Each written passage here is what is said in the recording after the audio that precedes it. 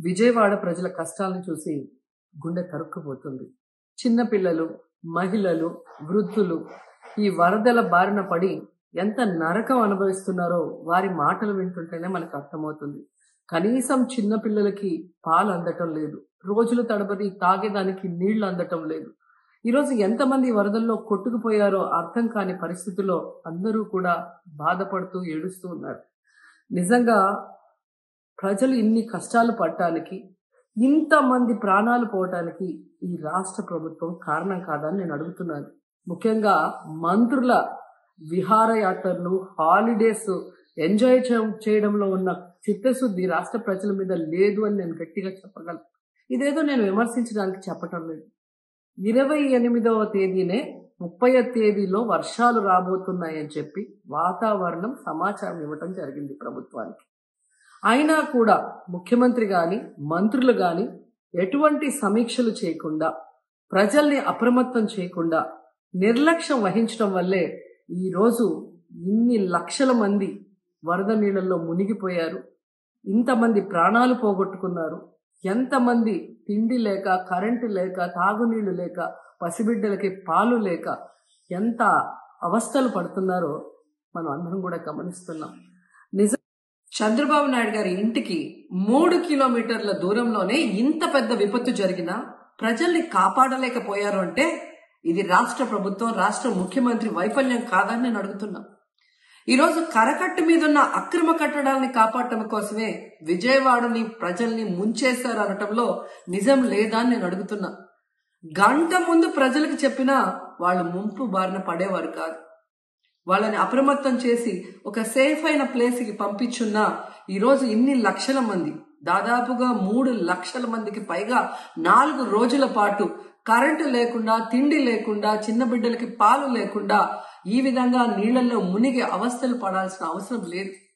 దురదృష్టం ఏంటంటే ఈ రాష్ట్ర ముఖ్యమంత్రి నుంచి మంత్రుల వరకు ఎప్పుడు ఫ్రైడే వస్తుందా, ఎప్పుడు హైదరాబాద్కి వెళ్దామా, లేదా ఎప్పుడు విహారయాత్రలకు వెళ్దామా అని ప్లాన్ చేసుకోవడంలోనే చిత్తశుద్ధిగా ఉన్నారనేది ఈ 5 రోజులు మీరు చూస్తే మీకే అర్థమవుతుంది.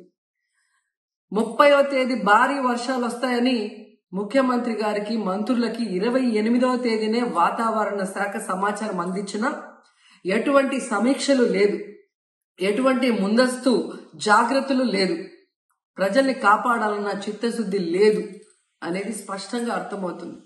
ఎందుకంటే ఈ రోజుటి వరకు 4-5 రోజులు ప్రజలకి తిండి అందించడంలో ఈ ప్రభుత్వం విఫలమైంది. కనీసం ఇది జరిగినప్పుడు సీఎం గారు పనిచేయట్లేదు, వయసు అయిపోయింది.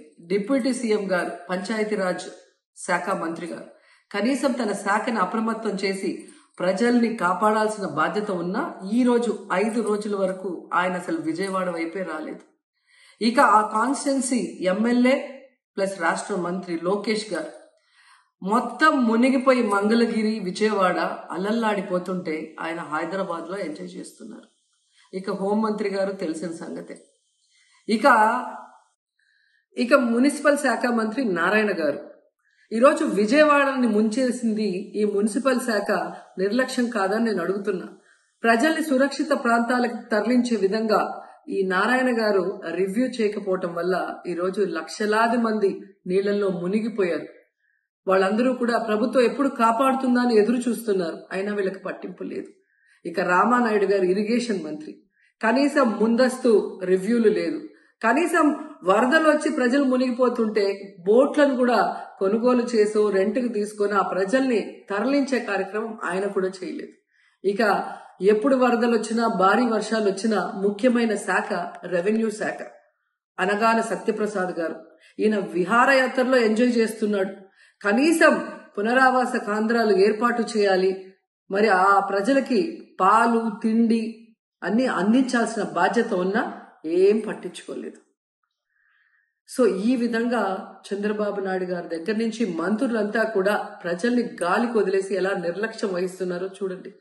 ఇప్పటికైనా వాళ్ళు కళ్ళు తెరిచి ప్రజల్ని కాపాడండి అని చేతులెత్తి నమస్కరిస్తున్నా.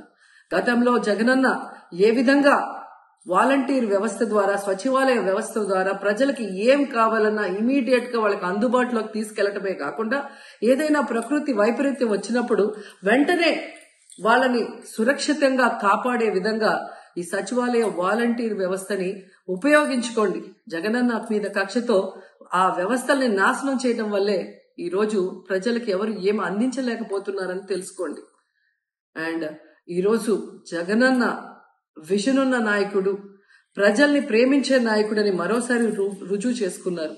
ఆయన కట్టించిన ప్రొటెక్షన్ వాళ్ళు లేకపోతే ఇంకా 1,50,000 పైగా కుటుంబాలు మునిగిపోయే ప్రమాదం ఉండేది. ఈరోజు ఆ ప్రాంతం అంతా సేఫ్ గా ఉంది విజయవాడలో ఒక సైడ్ అంటే అది జగనన్న ప్రజల పట్ల ఉన్న అభిమానంతో ఆ ప్రొటెక్షన్ వాల్ కట్టించడం అనేది కూడా మనం అందరం గుర్తుంచుకోవాలి.